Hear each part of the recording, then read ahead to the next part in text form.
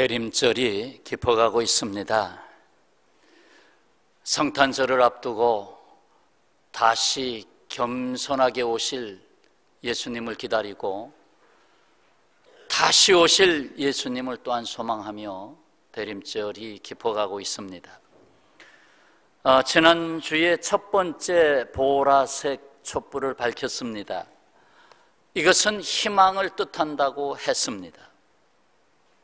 절망의 땅에 하나님이 첫 번째로 보이신 얼굴은 지극히 낮은 곳 외양간의 한 구유에 나신 모습이었습니다. 낮고 험한 세상에 진정한 희망의 빛으로 오신 예수 그리스도입니다. 오늘 대림절 둘째 주일에도 역시 보라색 촛불을 밝혔습니다. 이에 의미를 더하여 오늘은 평화를 담고 있습니다. 평화. 이 세상에 평화를 싫어하는 사람이 어디 있겠습니까? 여러 해 전에 유럽에서 전 세계의 심리학자, 상담학자, 또 정신과 의사 등 2,000여 명이 모였습니다. 이들은 늘 사람들과 접촉하고 관찰하고 문제를 분석하는 사람들이었습니다. 이들에게 문제를 제시했습니다. 사람이 행복하게 사는데 꼭 필요한 것이 무엇인가 하는 문제였습니다. 사람이 살아가는데 꼭 필요한 것이 무엇인가? 2,000여 명의 학자들이 답을 내놨습니다. 첫 번째, 사랑. 두 번째, 기쁨. 세 번째, 평화였습니다. 근데 놀랍게도 성령의 열매 중에서 첫 번째가 사랑, 두 번째가 희락, 세 번째가 화평입니다. 어쩌면 그렇게 똑같았는지, 결국 이 세상이 지금 갈망하고 있는 것은 정말 사랑이고, 그리고 진정한 기쁨이고, 그리고 정말로 체험될 수 있는 평화가 아니겠습니까? 그것이 갈급하다는 거지요.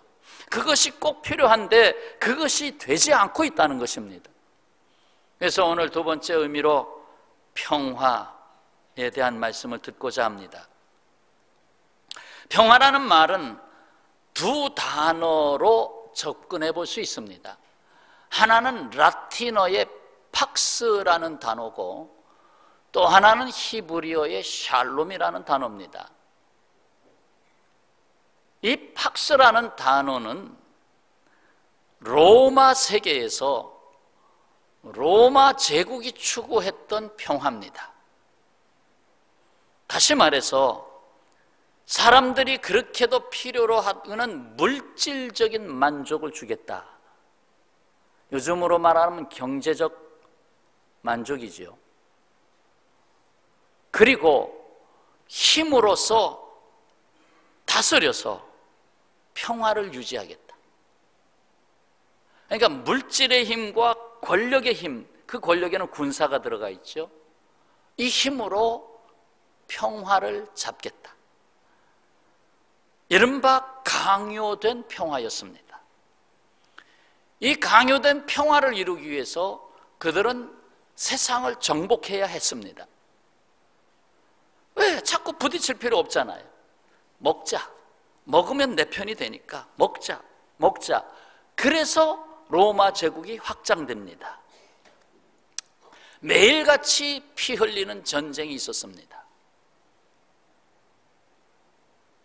그런데 결국 어떻게 됐습니까? 과연 로마 제국은 평화로다 하는 진정한 사람이 찾고 있는 평화를 얻었습니까? 오히려 시궁창이 됐고, 오히려 부정부패가 더 많아졌고, 결국은 망하지 않았습니까? 그런데 문제는 이 세상이 바로 이 팍스라고 하는 평화를 구하고 있다는 것입니다. 그냥 뭐 도덕이고 뭐고 다 필요 없다. 윤리고 뭐고 다 필요 없다. 잘 먹게만 해줘라. 돈만 잘 벌게만 해주면 최고다. 잘 살게만 해줘라. 그러면 최고다. 독재해도 좋다. 잘만 살게 해주면 좋다. 이 팍스로서의 평화를 지금도 구하고 있다는 것입니다.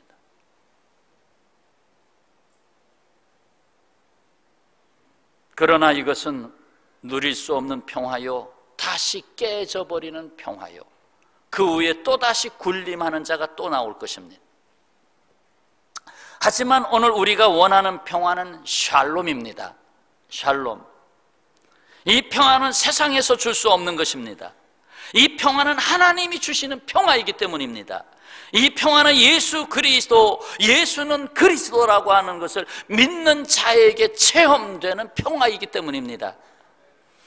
평화는 구약 성경 언어인 히브리어로는 샬롬, 신약 성경 언어인 헬라어 곧 그리스어로는 에이레네라는 단어입니다.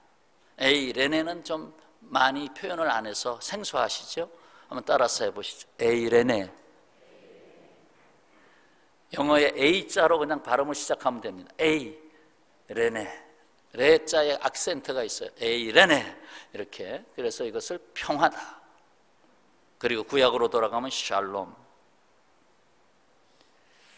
근데 그 뜻은 평화가 대표적인 의미고, 좀 더 들여다보면 하나가 됨, 고요함을 이룸, 안식이 들어와 자리 잡고 번영이 그 가운데서 일어나게 되고 하는 이 모든 것이 평화의 상태입니다.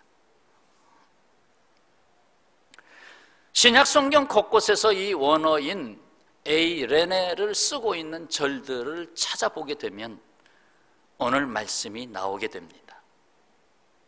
간단히 종합해 보면 이 에이레네라는 단어를 한국말로 번역할 때에 다음과 같이 여러 낱말로 번역이 나왔어요. 평화, 평강, 화평, 평안. 이 모든 단어가 전부 에이레네입니다. 원어로 들어가면. 그런데 문맥상 분위기를 따라서 어떨 때는 평안, 어떨 때는 평화, 어떨 때는 평강 이렇게 들어갔을 뿐이지 전부 평화를 말하고, 영어로 번역될 때는 한 단어 peace로 번역합니다. 자, 그러면 첫 번째, 이 평화는 하나님의 평화입니다.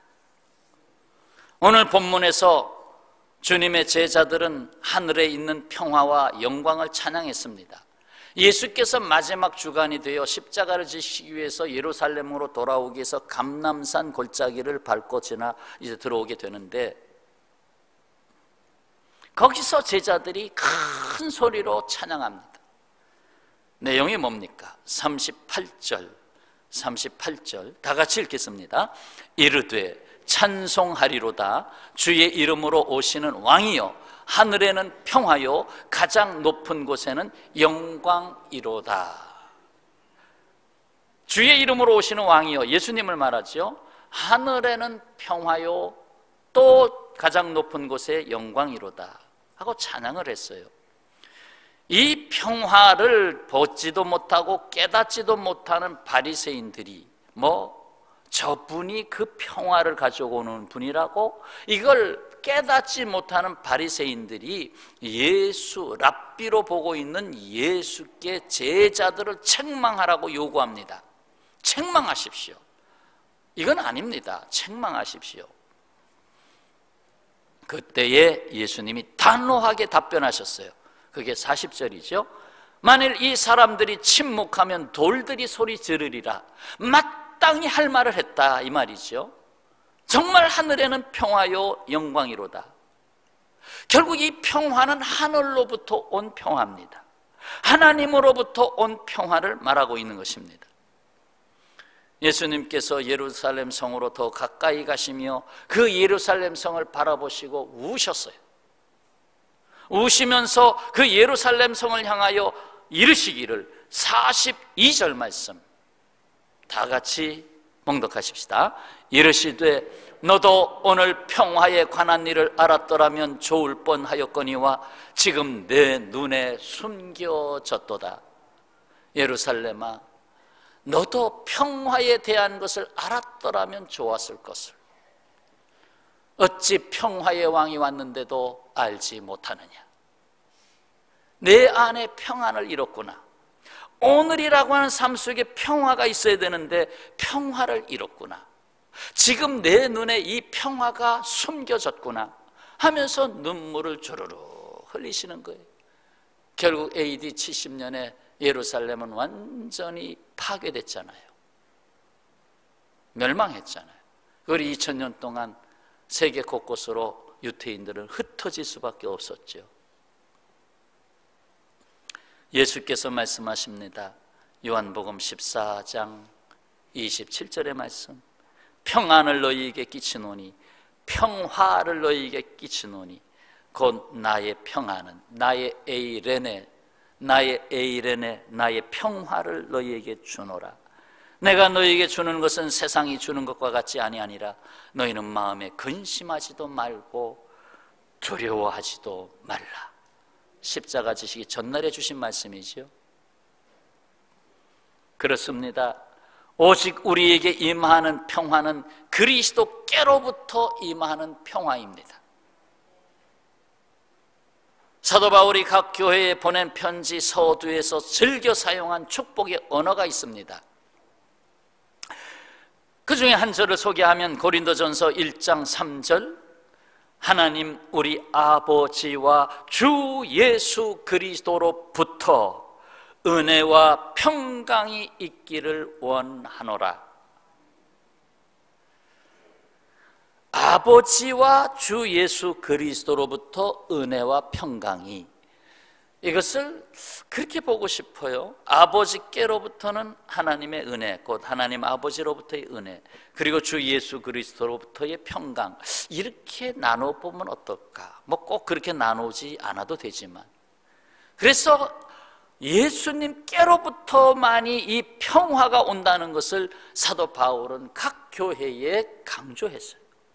이 말씀은 편지마다 나타나요. 로마서 1장 7절, 갈라디아서 1장 3절, 에베소서 1장 2절, 빌립보서 1장 2절, 데살로니가 후서 1장 2절, 빌레몬서 1장 3절, 전부 잉크를 묻혀서 편지 서두로 쓸 때 아버지와 주 예수 그리스도로부터, 주 예수 그리스도로부터 라는 이것을 말씀하고 있습니다. 그리스도 예수 밖에는 이 평화가 없습니다. 여러분, 밖에는이라는 거, 그 어감을 아시죠? 한번 생각해 보세요. 그리스도라고 하는 울타리가 있다고 볼 때 이 그리스도 밖에는, 이 밖으로 나가면 평화가 없다는 말입니다. 그리스도 바깥에는 평화가 없다.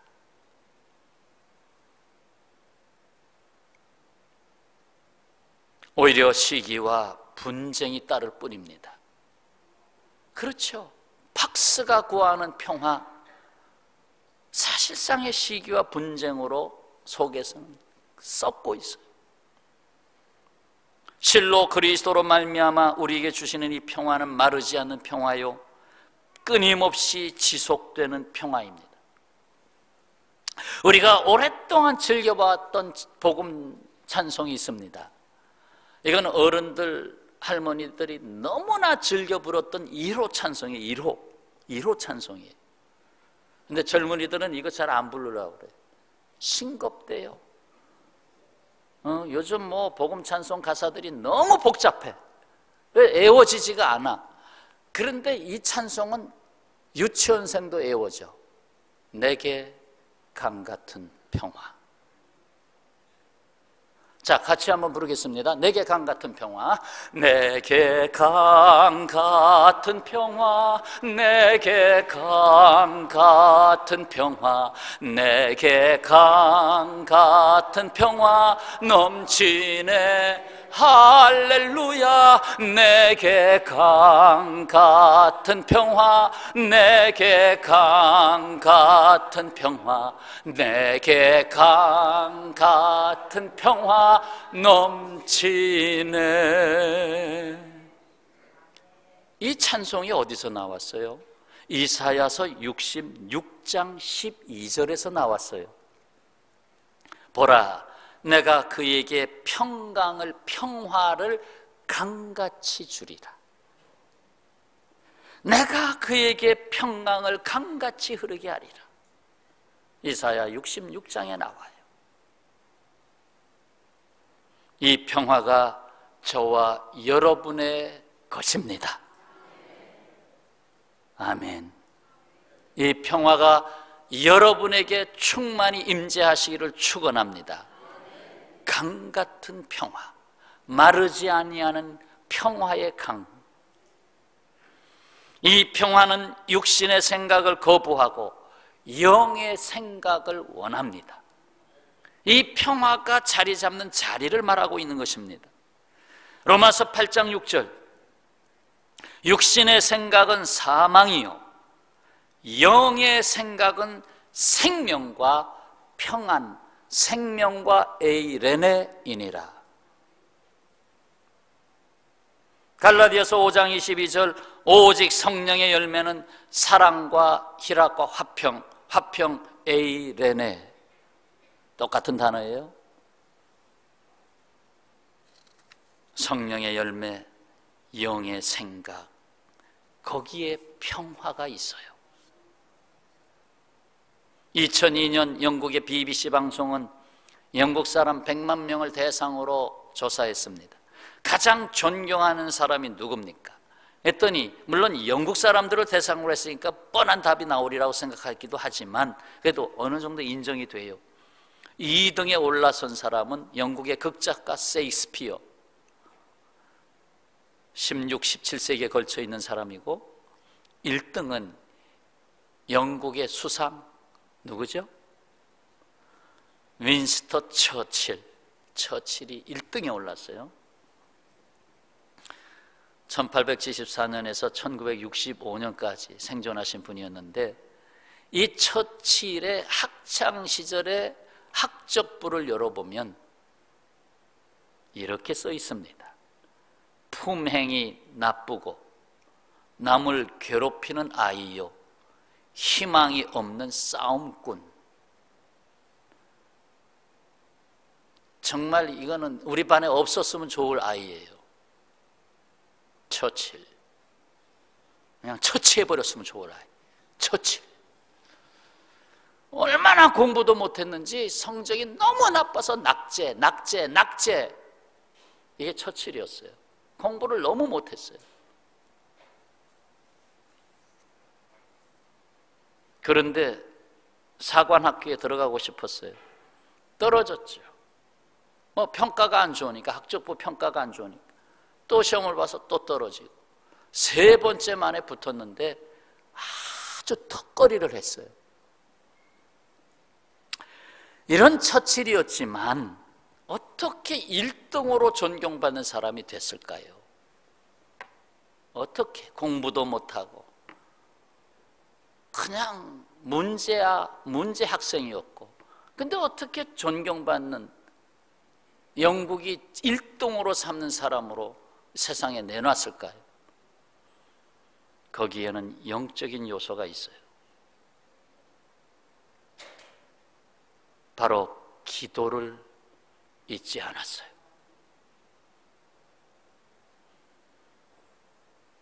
학창시절 장교가 되었을 때 전쟁을 하면서도 기도를 잊질 않았어요. 1차 대전 중에도 기도하고, 국회의원에 대해서도 국회의사당에서 기도하는 모습을 동료 국회의원들이 보고서 기도하고 있다.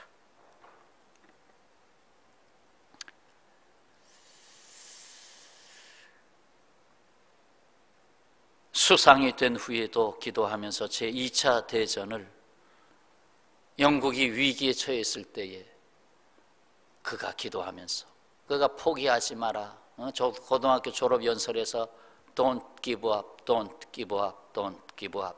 포기하지 마라. 그 말은 주님을 바라보지 않고는 할 수 없는 얘기지요.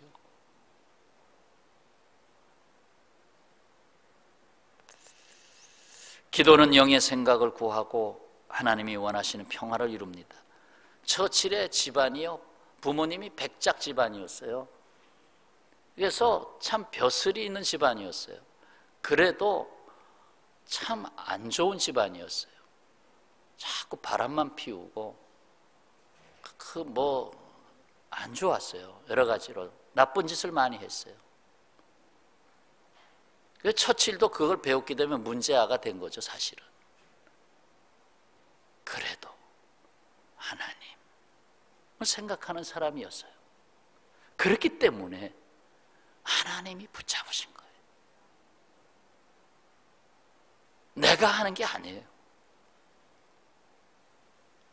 성경에 이 말씀이 있다는 것을 감사하지 않을 수가 없습니다. 여러분, 성경에 여기에 붉은 줄이 없다면 여러분이 너무 성경을 안 읽은 거예요. 빌립보서 4장 6절 7절이에요. 아무것도 염려하지 말고, 위대한 선언이에요.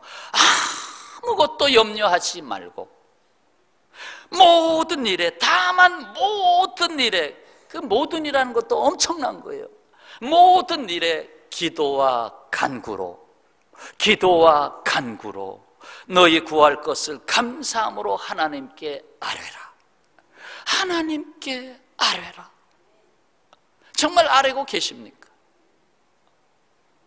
아니면 내 생각으로 적당히 이렇게 버무리고 계십니까? 하나님께 아뢰라. 그리하면 모든 지각에 뛰어난 지식의, 모든 깨달음보다 더 위에 있는 하나님의 평강이, 하나님의 평화가, 하나님의 평안이 그리스도 예수 안에서 너희 마음과 생각을 지키시리라. 아멘. 아멘. 이 말씀 빌립보서 4장 6절 7절 이 말씀 놓치시면 안 됩니다. 근데 많은 사람이 인생을 살면서 이 말씀을 놓치고 살아요. 놓치고 사니까 마음과 생각이 종잡을 수가 없는 거예요. 하나님의 평강이 내 마음과 생각을 지켜주신다고 했는데, 그 평화가 자리 잡고 있는 마음과 생각.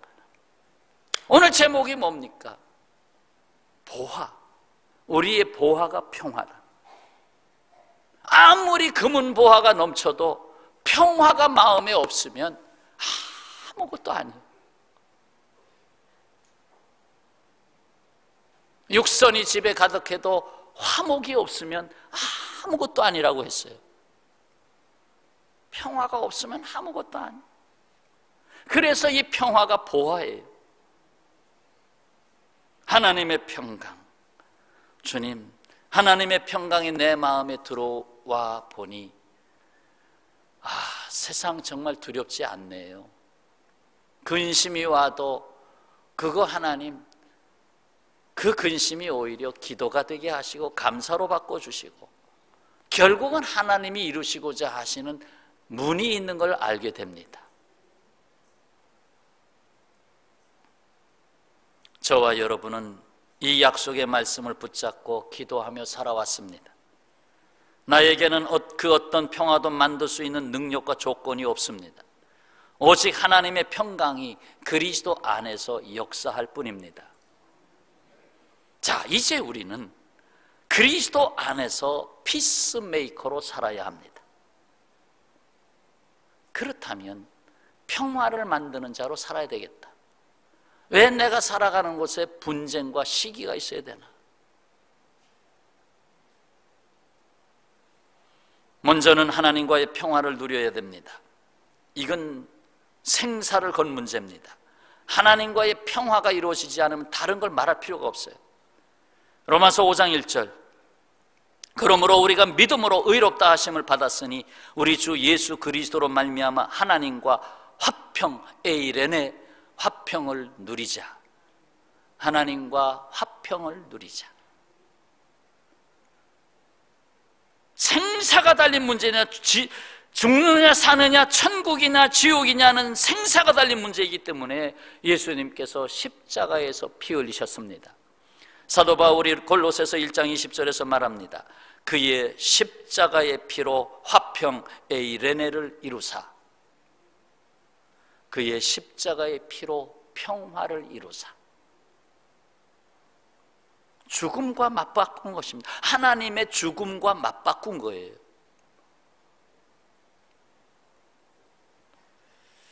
다음으로는 인간관계에 있어서의 평화를 이루어야 합니다. 인간관계에 있어서의 평화. 로마서 14장 19절, 그러므로 우리가 화평의 일과 서로 덕을 세우는 일을 힘쓰나니, 우리가 힘써야 될 게 있다. 정말 힘써야 될 게 있다. 화평의 일과 덕을 세우는 일에 힘써라. 화평, 계속 평화, 같은 말이라고 했어요. 공의의 열매는 이사야서 32장 17절 구약으로 잠시 가보면 공의의 열매, 곧 의로움의 열매는 화평이요. 여기서 뭘로 썼어요? 화평을? 샬롬.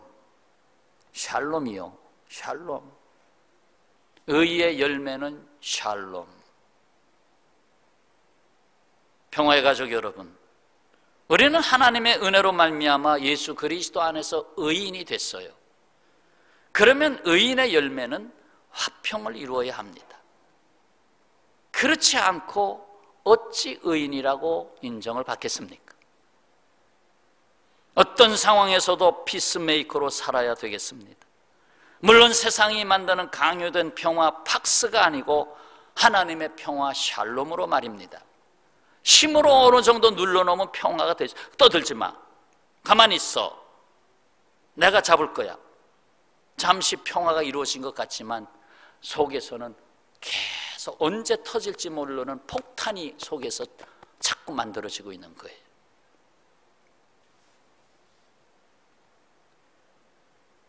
사도 바울은 이렇게 전했습니다. 빌립보서 4장 5절, 관용, 너희 관용을 모든 사람에게 알게 하라. 주께서 가까우시니라. 주께서 오실 날이 가깝다.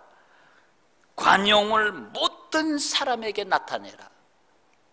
어디에 있어요? 빌립보서 4장 5절. 참으로 놀랍습니다. 참으로 놀랍습니다. 빌립보서 많이 사랑해 주세요. 빌립보서 4장 5절, 6절, 7절 이 부분은 금으로 써야 돼요. 금으로. 빌립보서 4장 5절, 6절, 7절 5절, 너희 관용을 모든 사람에게 알게 하라. 관용, 에피케스라는 이 단어는 너그러운, 온화한, 그리고 절제라는 뜻을 담고 있어요. 그래서 저는 이 말씀을 이렇게 붙여봤어요. 관용이란 너그러운 절제, 관용이란 따뜻한 절제. 절제는 셀프 컨트롤이죠. 컨트롤이에요. 너그러운 절제, 이게 관용이다. 영어로 이 단어를 번역할 때 젠틀이라는 단어를 썼어요. 젠틀, 관용, 젠틀하다. 젠틀, 뭐예요? 신사적이다. 참으로 저 사람 신사적이다. 그게 관용이라는 거예요. 저 사람 왜 저렇게 저래? 그게 아니고 참 신사적이다. 신사가 되고 숙녀가 되시기를 바랍니다. 신사가 되시고 숙녀가 되셔야 합니다. 신사다워야 되고 숙녀다워야 됩니다. 저잡하게 살지 말고 그냥 팡팡 튀지 말고 너그러운 절제, 훈련해야 돼요. 저도 오랫동안 혈기에 대한 기도를 많이 했어요. 저 순한 사람이죠. 그러나 순한 사람도 가끔 풍선 터지시 터져요. 하나님 그것마저 터지지 않게 하시되, 물론 심리학에서는 터뜨려야 치료가 됩니다. 터뜨려야 치료가 되는데, 터뜨리는 방법을 사람에게 터뜨리면 안 됩니다. 사람에게 터뜨리면 안 돼요. 하나님 앞에 토해야 됩니다. 그리고 자연을 주셨어요. 깊은 산속에 들어가서 아버지! 터뜨리세요. 부르짖어 기도하세요. 사람에게 하지 마세요. 사람에게 하면 혈기가 돼요. 근데 하나님에게 하면 탄식이 돼요.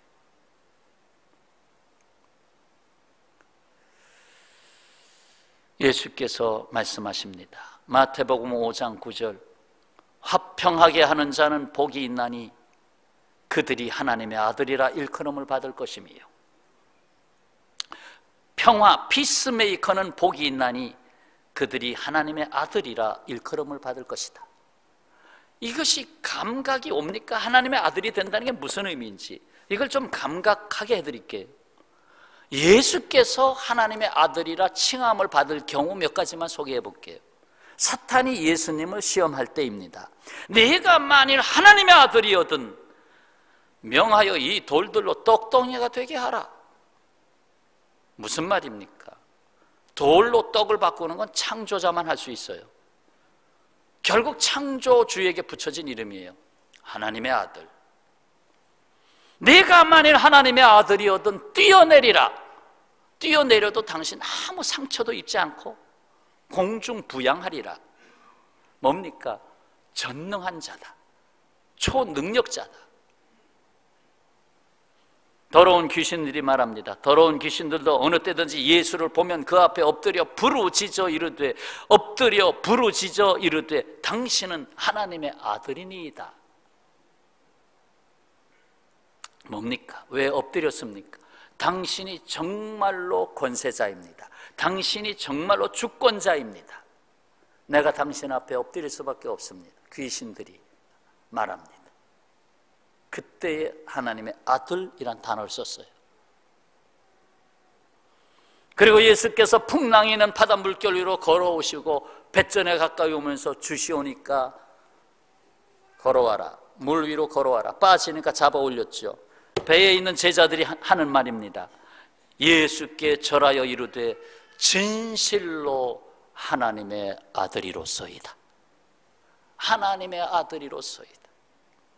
뭡니까? 우리가 기다리던 메시아입니다. 바로 그 이름을 우리에게 줬어요. 화평하게 하는 자는 복이 있나니 하나님의 아들이다. 하나님의 아들이다. 예수께서 하나님의 아들로 이 땅에 보냄을 받은 것처럼 우리도 이 세상을 향하여 너 하나님의 아들로 내가 보내겠다 하는 거예요. 하나님의 것이 내 것이 되리라. 자, 따라서 하십시다. 하나님의 자녀답게 피스메이커로 삽시다. 네, 피스메이커. 정말 역시 교회 다니는 사람이 다르다. 다른 사람 같았으면 저기서 벌써 말이죠 주먹이 하나 날아갔을 텐데, 야, 역시 교회 다니는 사람이 다르다. 그토록 이 평화는 영원한 하나님 나라에 들어갈 때 완성됩니다. 평화의 속성 중에는 안식이 있다고 했어요. 안식, 그 쉼이 있는 거예요. 쉼이 있어요. 평화는 짐을 내려놓은 상태가 사실 평화가 되는 거예요.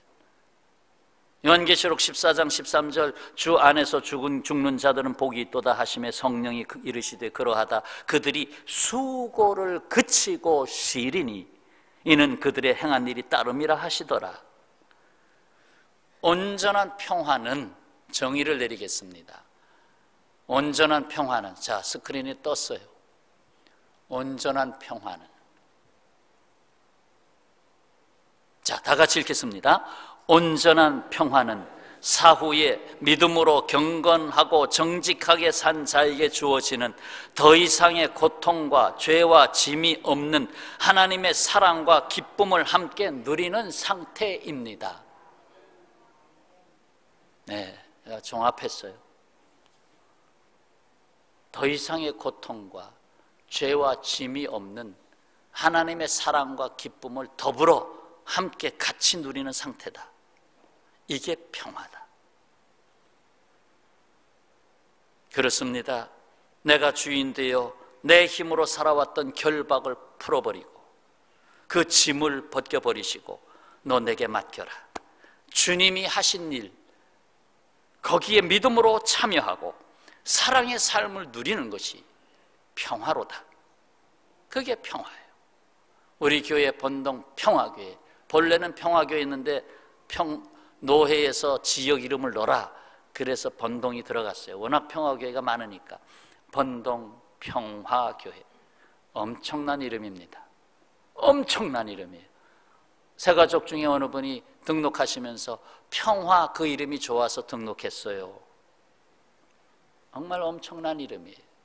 알고서 번동 평화교회의 피스메이커가 된 것을 감사하시기 바랍니다.